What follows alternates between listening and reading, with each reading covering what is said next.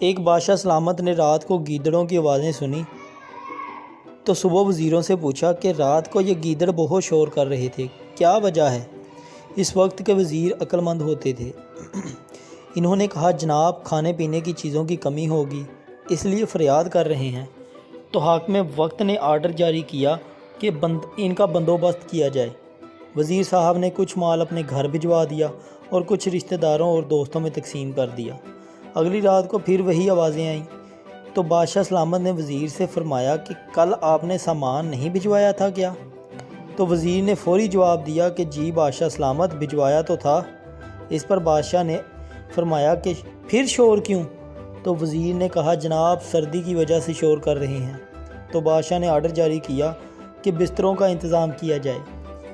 صبح پھر موجیں لگ گئی وزیر صاحب کی۔ حسب عادت کچھ بستر گھر بھجوا دیے اور کچھ رشتہ داروں اور دوستوں میں تقسیم کر دیے۔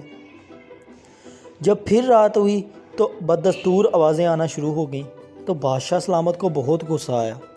اسی وقت وزیر کو طلب کیا اور پوچھا کہ کیا بستروں کا انتظام نہیں کیا گیا؟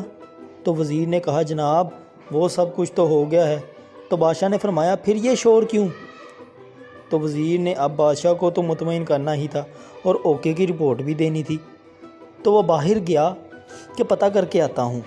جب واپس آئے تو مسکراہٹ لبوں پر سجائے آداب عرض کیا کہ بادشاہ سلامت، یہ شور نہیں ہے بلکہ یہ آپ کا شکریہ ادا کر رہے ہیں اور روزانہ کرتے رہیں گے۔ بادشاہ سلامت یہ سن کر بہت خوش ہوا اور وزیر کو نام سے بھی نوازا۔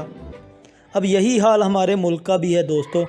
ملازمین و عوام مہنگائی سے پریشان ہیں